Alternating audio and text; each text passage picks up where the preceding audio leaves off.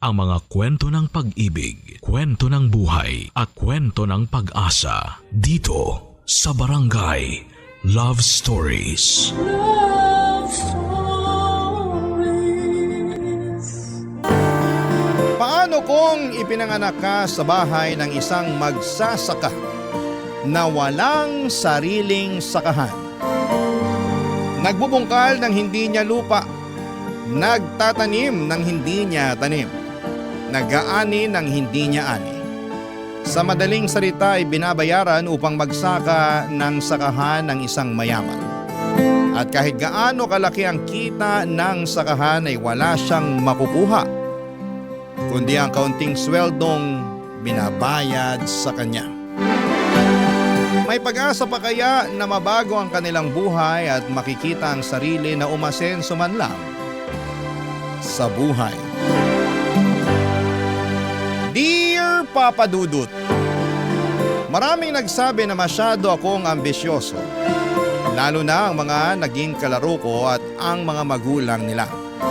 Kasi pinipilit kong mag-aral talaga kahit napakalayo ng school sa amin sa Bukidnon, Papa Dudut. Ako po si Marjo, tubong Valencia City, Bukidnon. Malawak po ang Valencia City at napakarami pong tubuhan at palayan.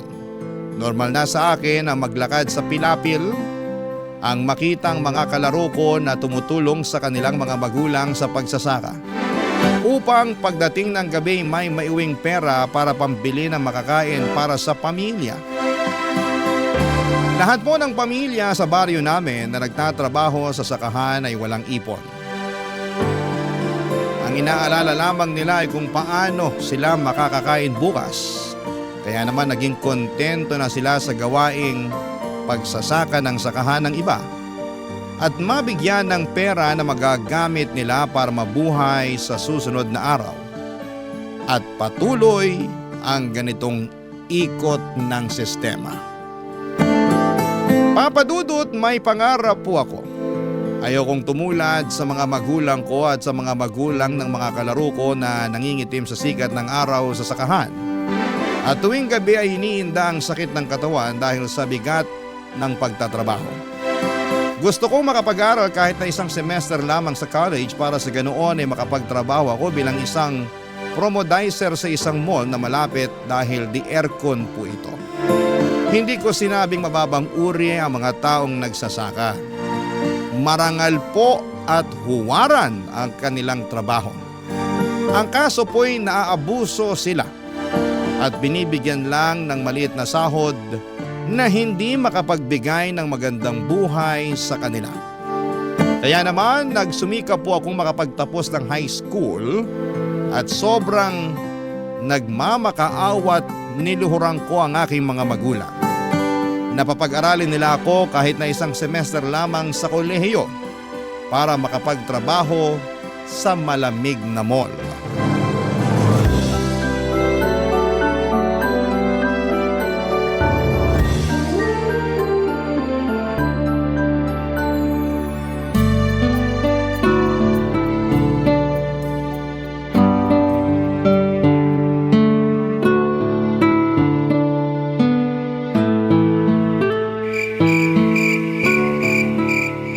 Tay, nandito ka na pala. Ang lamig na. Pasok na po kaya kayo. Ubusin ko lang tong isang boteng gin, anak. Halika dito.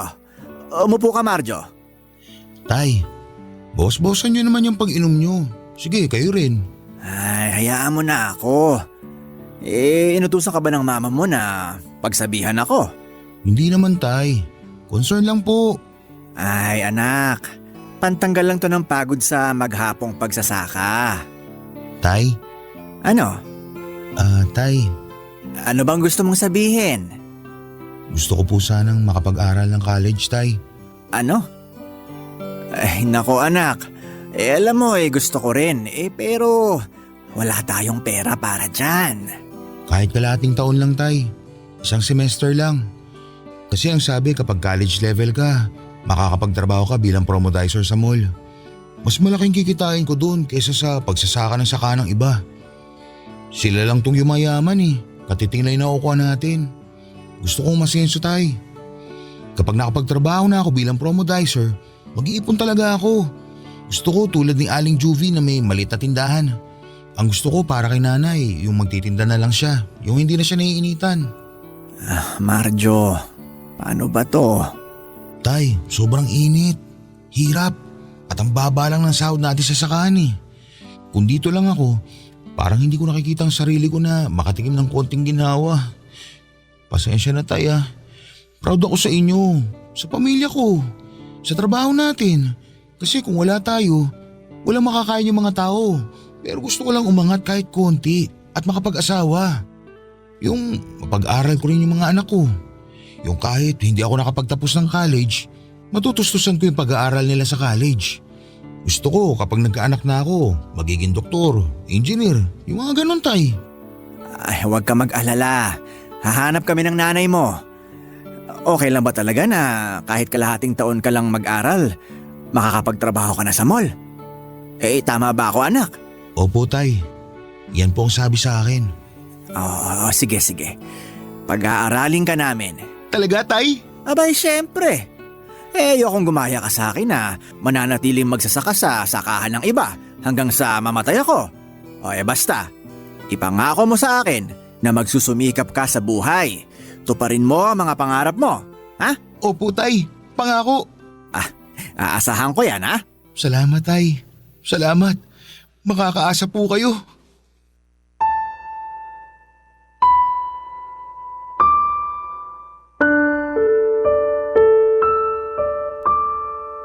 Papadudot, iniyakan ko talaga ang lahat para lamang makapag-aral ako. Mabuti naman at naramdaman at naintindihan ng tatay ko ang gusto kong mangyari sa buhay ko. Dahil sa tiwala nila sa akin ng mga magulang ko ay gusto kong suklian ang pagmamahal nila sa akin kapag makapagtrabaho na ako at kumita na ng pera. Sa tulad naming mahirap, totoo pong masaya na kami na mairaos ang isang araw at bukas na ulit poproblemahin kung papaano mairaraos ulit ang isang araw. Isang kahig isang tuka po ang kalagayan ng pamilya ko, Papa Dudut. Gusto ko pong baguhin ang kapalaran ko. Ayoko pong maging magsasaka sa sakahan ng iba at tumanggap lamang ng kaunting bayad na parang hinihingi lang ang aming lakas at oras na kung tutuusin ay hindi sila kikita kung hindi dahil sa mga magsasakang nagsasaka para sa kanila. Iba ang amoy ng university, Papa Dudut. Naaamoy ko ang iba't ibang pangarap ng mga estudyanteng pumapasok doon. Lahat kami gusto makatapos at magkaroon ng magandang kinabukasan.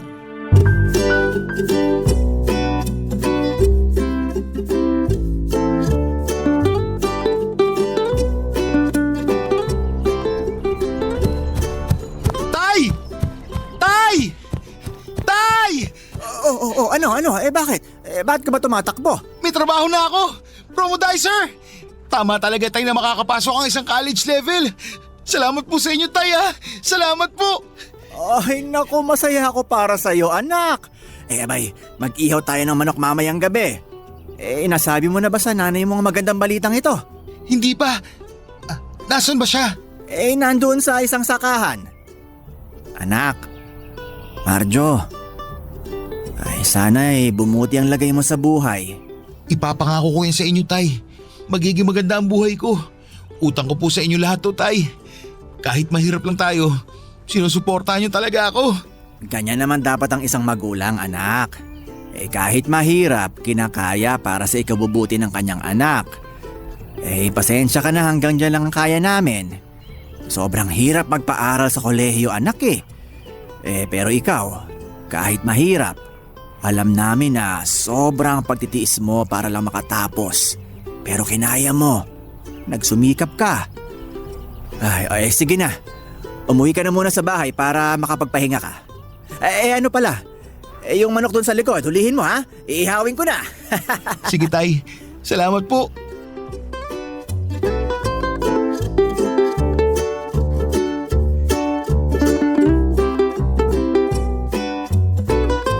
Ang sarap ng pagkakaluto mo ng manok tay. Ay, abay, syempre. Masarap talaga kasi para yan sa tagumpay mo. Mag-iipon ako, Tay. Ang sahod ko sa pagiging promodizer ko, maglalaan ako para makapag-aral muli. Ipagpapatuloy kong pag-aaral ko, Tay. Ay, nako, mabuti yan, anak. Nakita ko yung engineer na anak ng amo natin sa sakahan. Abay, mabait naman siya. Kaya sana, anak, ganon ka rin, ha? Palagi kang magiging mabait. Ang totoong mabait, Tay, yung hindi sinasamantala ang pagiging mahirap natin. Sana, lakihan ang pasahod sa mga magsasaka. Ang hirap kaya ng ginagawa po ninyo. Ay, oo nga. Sobrang liit ng pasahod. Okay na sigurong ganito kesa sa walang pagkakakitaan ng pera. Kailangan kumain, di ba? Inumin mo na yung beer mo. Ang hina mo naman. Marami ako mga pangarap, Tay. Imposible man, pero mas mabuti na to na may pangarap kesa naman sa wala. Tama, anak. Basta magpakabait ka, ha? Mag-iingat ka doon. Matuto kang makibagay sa magiging kasama mo sa mall, ha? Ay, masaya ako para sa'yo, anak. Biruin mo. Araw-araw, nasa aircon ka. Hindi masusunog yung balat mo sa araw. Mas lalo akong gagwapo nito, Tay. Ay, ba syempre. O anak, mag-ingat ka sa mga babae, ha? Si tatay talaga. Nako, malamang marami magkakagusto sa'yo kasi de-aircon ka na. Promodizer! Sa sunod, magiging engineer ka na niyan. May kotse, may maayos na bahay, magarang mga damit. Sana, maabot ko yung mga yan, Tay. Naniniwala ako maaabot mo yan, anak. Hoy, ubusin mo na yung beer mo. Ito po, Tay. Cheers! Sige na, inom ka lang, anak. At naging promodizer nga ako, Papa Dudut. Hindi rin madali ang trabaho, buong araw kang nakatayo. Nakikipag-usap sa mga customers para bumili ng produkto na ibinebenta namin. Masarap lang dahil hindi katulad ng sakahan na sunog ang balat sa araw o nauulanan kapag bumabagyo. Sa loob ng mall ay naka-aircon ka lang. Hinahati ko ang sahod ko, Papa Dudut, meron talagang nakalaan para sa pagbabalik ko sa pag-aaral. At syempre nagbibigay din ako sa aking mga magulang. Nais ko po talaga na ang mga kapatid ko ay makatungtong din sa kolehiyo at magkaroon ng magandang buhay. Papa Dudut, sana po lahat ng mga pangarap ko ay matupad. Sana magkaroon din kami ng maliit na lupa na pagsakahan namin kesa naman nagpapaalipin sa iba na sobrang liit pa akong magpasahod sa isang magsasakang namamasukan sa sakahan ng mga panahong yon, Papa Dudut. Barangay Love Stories. Barangay Love Stories. At sa aking pagiging promodizer ay nakilala ko si Elma. Naging customer ko siya, naging magaan ang loob namin sa isa't isa. Maraming beses kaming nagkikita sa mall hanggang sa naging magkaibigan na talaga kaming dalawa, Papa Dudut. Maganda siya at masarap kausap. College student siya sa dati kong pinapasukang university at ang sabi niya sa akin na kailangan kong bumalik sa pag-aaral. Ang sabi ko naman sa kanya na kapag may sapat na akong ipon ay doon ko ipagpapatuloy ang pag-aaral ko. Yun talaga ang gusto kong gawin. Hindi nagtagal, Papa Dudut, ay naging kaming dalawa ni Elma. Sobrang saya ko na girlfriend ko na siya. Mahal na mahal ko siya, Papa Dudut, at kasali siya sa pangarap ko na magkaroon ng magandang bukas sa hinaharap.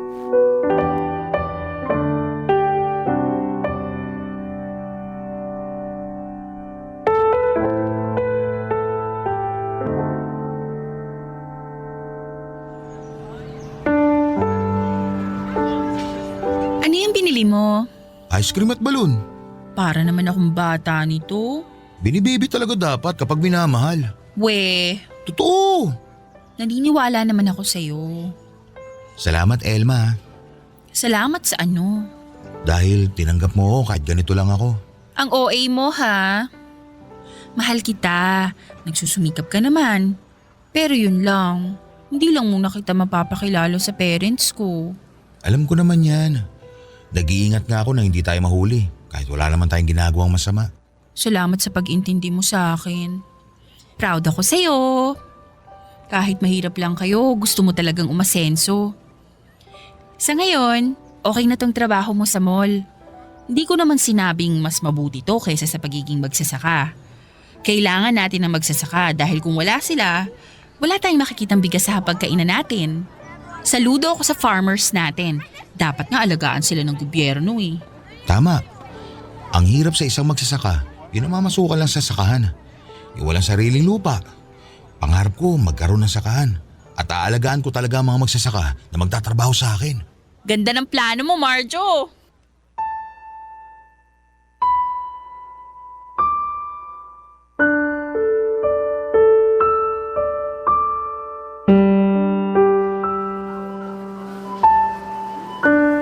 Hi po ma'am, ako po si Marjo. Ano pong hinahanap nyo? Ikaw pala si Marjo. Po? Opo. Nanay ako ni Elma. Nalaman ko na may relasyon pala kayong dalawa ng anak ko. Oy lalaki, iwasan mo na makipagkita sa anak ko ha. Hindi siya pwedeng makipagrelasyon sa'yo. Marami kaming pangarap sa anak ko at hindi ka kasali doon. Makakasira ka lang sa kinabukasan ng anak ko. Ma'am, hindi naman po… Anong may bibigay mo magandang buhay sa anak ko? Wala ka namang natapos. Ito bang pagiging promodizer ang ipinagmamalaki mo? Ma'am, ano po eh… Tigilan mo na ang anak ko. Humanap ka ng babagay sa'yo. Taas din naman ang pangarap mo para gawin mong girlfriend ang anak ko. Oy, hindi ako papayag na sa'yo mapupunta ang anak ko. Naintindihan mo? Gusto ko na sa isang lalaking nakatapos din sa kolehiyo at may magandang trabaho ang magiging asawa ng anak ko. Nagsusumikap naman po ako. Nako, tigilan mo ako sa pag-iyak-iyak mo dyan ha. Kahit anong pagsusumikap mo kapag hindi ka nakapagtapos, hanggang dito ka na lang talaga.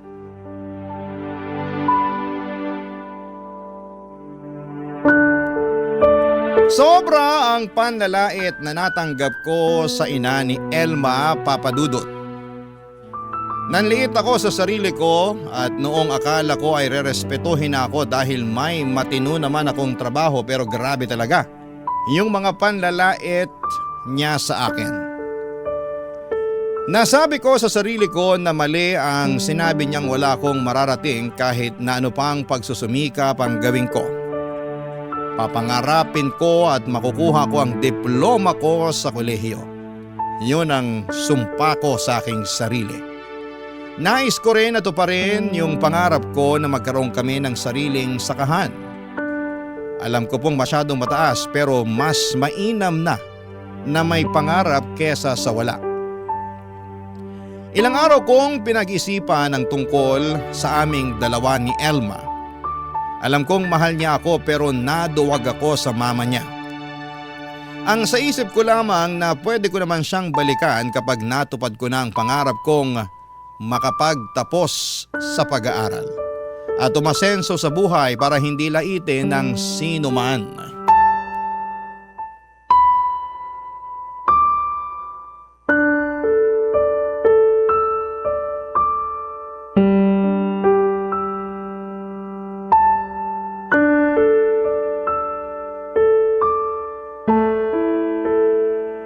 Marjo naman.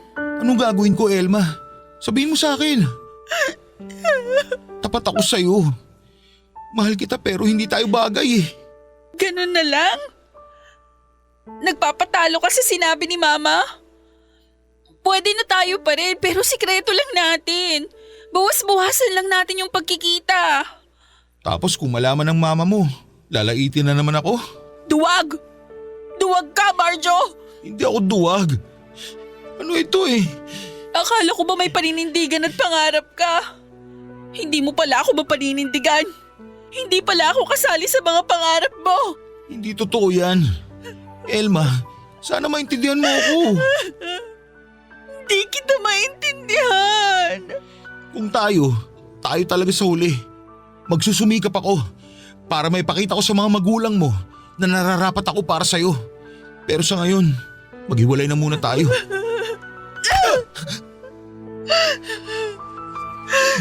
Kahit ano pang paliwanag mo, Ang tunog sa akin, duwag ka! Siguro duwag ka sa sikat ng araw at sa ulan sa sakahan kaya pinili mo magtrabaho sa isang mall na naka-aircon. Tama ba ako? Elma, Kung gusto mo ng hiwalayan, yung hiwalayan ng may closure. Ayokong makipaghiwalay sa'yo. Tapos aasa ako na may pag-asa pa tayo sa future. Kaya sige, hiwalay na tayo. At kailanman, wala tayong future. Elma.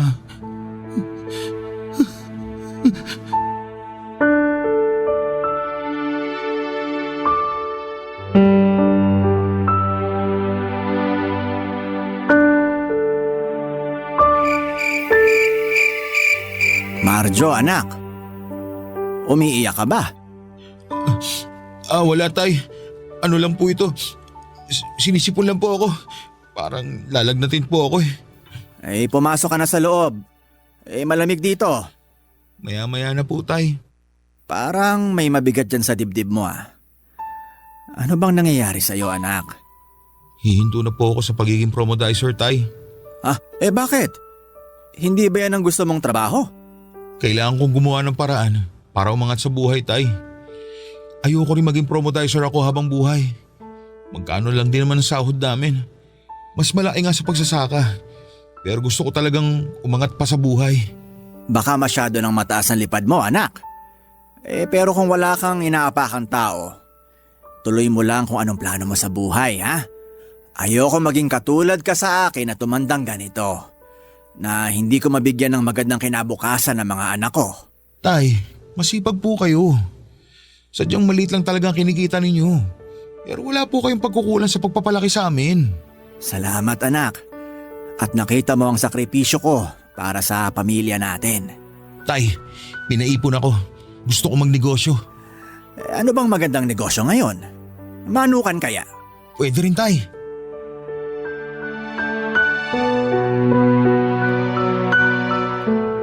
Isa lang ang nasa isip ko na mga panahon na yon, Papa Dudut, ang umasenso.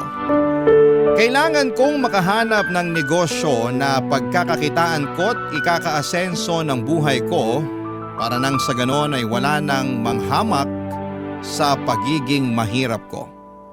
Gusto ko rin talagang mapatapos ang mga kapatid ko sa pag-aaral. Di bali nang hindi ako makatapos sa pag-aaral basta silang lahat ay mapagtapos ko. Dahil naniniwala akong magiging maayos ang buhay nila kung meron silang hinahawakang diploma sa kolehiyo. Papa Dudut, walang araw o gabi na hindi ko iniisip si Elma. Naintindihan ko rin ang mga huling sinabi niya sa akin dahil nga sa desisyon ko. Sa insecurities ng estado ko sa buhay. Ang gusto ko lang naman sana ay ayusin muna ang buhay ko at kung maging okay na ang lahat at financially stable na ako ay pwede ko na siya ulit ligawan sa pangalawang pagkakataon na hindi natakot at may mukha nang mayaharap sa kanyang mga magulang dahil kaya ko na siya at ang mga magiging anak namin na buhayin. Pagkatapos tong araw na nagkahiwalay kami, Papa Dudut, ay hindi ko na siya nakita pang muli. Wala na akong komunikasyon sa kanya. Pero nag-uumapaw pa rin ang pangarap ko. Barangay Love Stories. Barangay Love Stories. Kahit papaano ay may naipon naman akong pera galing sa sahod sa pagiging promodizer ko, Papa Dudut. Pinag-isipan ko talaga kung ano ba ang negosyong hindi ako malulugi. Mahirap nang mawala ang pera at maging bato lamang ang pinaghirapan kong ipunin. Naisip ko yung negosyong may alam ako. At may alam ang pamilya ko. Isa lang po ang naisip ko, ang pagsasaka. Nalaman ko ang kalakalan tungkol sa pagbili ng palay sa mga magsasaka at ito ang naisip kong gawin, Papa Dudut. Binibili ko ang palay sa mga magsasaka at binibilad namin ng pamilya ko at saka ipapagiling para maging bigas. Kapag bigas na ito ay ipinagbibili din namin. Malaki ang kinikita ko dito, Papa Dudut.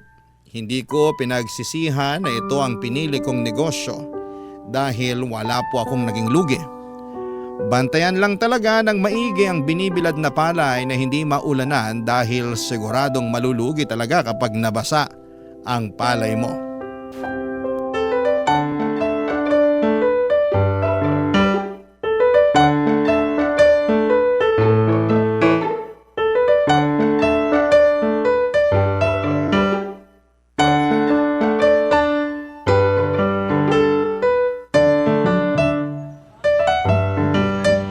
Buti itong naisip kong negosyo tayo, no? Oo nga anak, kung hindi dahil dito sa negosyo mo, malamang nasa sakahan pa ako. Nagbibilad sa araw. Minsan lang ako mabilad ngayon kapag may binibilad na palay.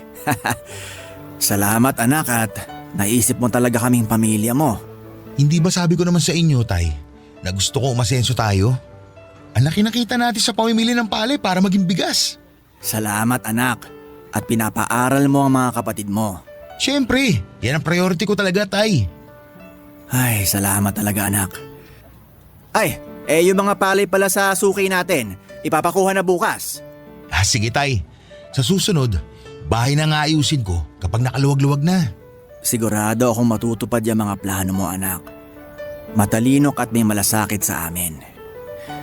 Ay, maraming salamat anak. Lahat po ng ito, Tay, para sa atin.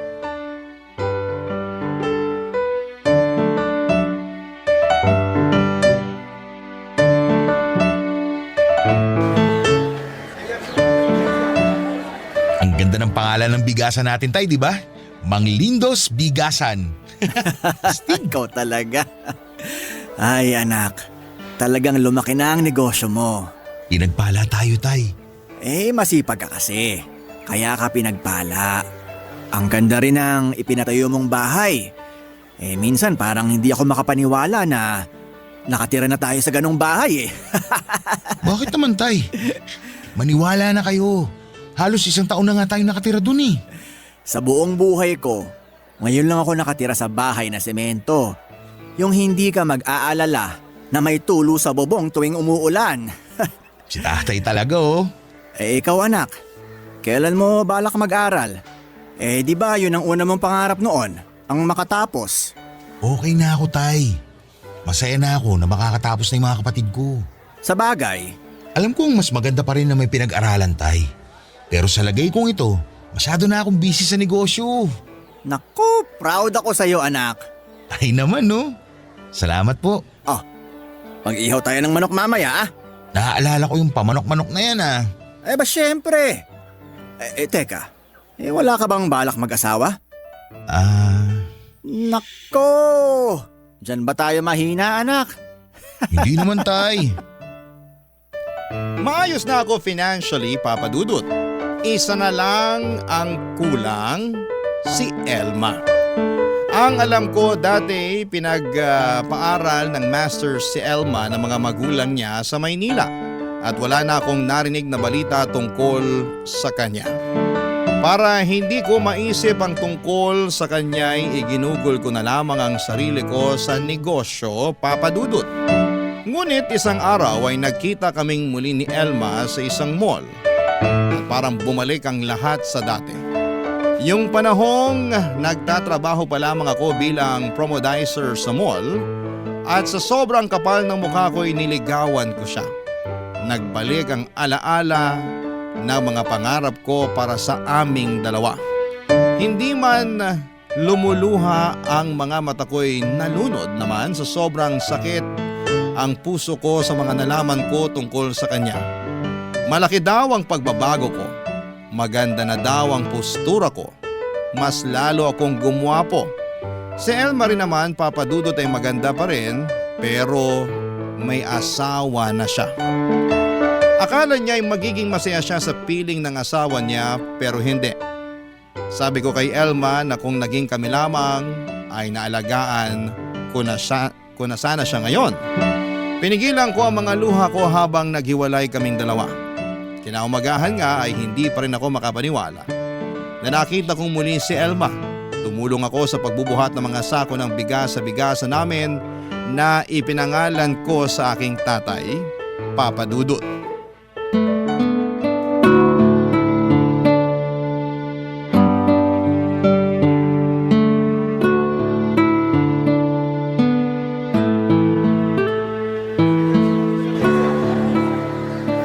Ano ba yung iniisip mo, anak?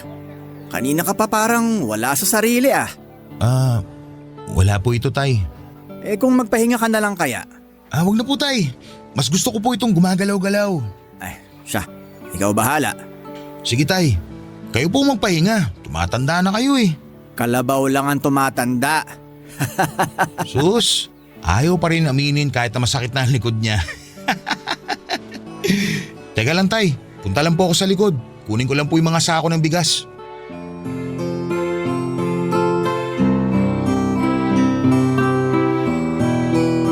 Teka. Hoy, kilala kita ah. Ma'am? Sandali lang, ma'am. Ibababa ko lang to. Oh, tama nga ako. Ikaw yung yung naglakas ang loob para ligawan yung anak ko, di ba? Opo, ako nga. Si Marjo. Oh, tingnan mo nga naman. Tulad pa rin ng dati, wala ka pa ring narating. Ang dungis mo pa rin. Ay, kung pinayagan ko kayo ng anak ko, ano na kayang nangyari sa inyo ngayon, ano? Ang taas ng ambisyon mo, boy. Trabahador ka lang dito sa bigasan ni Mang Lindo. Butit nakapasok ka. Unahin mong buhatin yung mga sakong in-order ko, ha? Baka hindi mo kilala. Distributor ako dito, kaya umayos-ayos ka, ha? Alam mo po, ma'am, hindi ko alam kung bakit kayo naging ina ni Elma. Ang bait niyang tao. Hindi mapanghusga, pero kayo, saksakan ng kasamaan at mapanghusga. Aba. Sumasagot-sagot ka pa. Ano ba pinagmamalaki mo? Yung mga muscle mo? Hoy, smiyo. Puso ang pinagmamalaki ko dahil wala ka nun. Anong meron dyan, Ma'am Lorna? Ito kasing… Ang anak ko pala ang kausap mo. Anak? Ay, oo. Ang gwapo, di ba? Ba'y masipag yan. Hindi pa pala kita napapakilala sa kanya. Si Marjo pala. Siya ang may-ari talaga nitong bigasan. Kami lang ang nagpapatakbo at sa akin lang niya ipinangalan. Alam mo ba, proud ako sa anak ko kasi nagsumikap siya sa buhay para marating kung ano man ang kinatatayuan namin ngayon. Ay, bakit ngayon mo lang sinabi sa akin, Mang Lindo? Sige, tay. Ma'am, bubuhatin ko lang muna tong sako ng bigas. Kita mo na. Hindi ba'y napakasipag niya? Siya na nga ang may-ari, gusto pa rin niyang gawin yung pagbubuhat. Masipag ang anak ninyo, ha? May naramdaman ba kayo? Para kayong namumutla. Teka. Ikukuha ko kayo ng tubig. Ay, sige. Salamat, ha? Salamat, Mang Lindo. Biglang sumikip ang dibdib ko. Nabaluha ako nang magharap kami ng ina ni Elma. Parang gusto kong sabihin sa kanya na sobrang mali ang ginawa niyang panlalait, pero nagpapasalamat din ako sa kanya dahil nagpursige talaga ako na marating ang narating ko ngayon para ipaalam sa kanya na hindi tama ang manlait sa iba dahil lamang sa estado sa buhay. Sa pilapil una akong nangarap na umalis sa kadena ng kahirapan. Sa pilapil ko rin nakita ang solusyon sa kahirapan. Minsan sa buhay natin ay kailangan lang nating tignan ang mga posibilidad. Na kaya tayo naghihirap ay dahil para magsumikap. Na maaari tayong iahon sa hirap kung meron lamang tayong matibay na pangarap, pagsusumikap at determinasyon sa buhay. Kasali na rin ang inspirasyon at mga panlalait ng iba. Dahil ito ang nagpapaapoy sa ating puso na sundin ang ating mga pangarap. Nagkaroon ako ng empleyado na galing ng Luzon, Papadudot. Sabi niya sa akin na maganda daw pakinggan ang programa ninyo. Sinearch ko po ito at buti naman at meron kayong online streaming. Tuwing tanghali ay nakikinig talaga ako sa programa ninyo. Maraming salamat po sa pagbibigay ng oras na maibahagi ko ang aking kwento at sana'y naging inspirasyon sa maraming tao dahil sa mga kwentong ibinabahagi sa inyo ng ating mga kababayan ay sigurado akong marami kayong mapupulot na aral. At sana rin po ay may nakuha din kayong inspirasyon sa buhay ko. Ang inyong kapuso at kabarangay forever, Marjo. Kwentuhan Kwentuhan naman tayo dito sa comment section.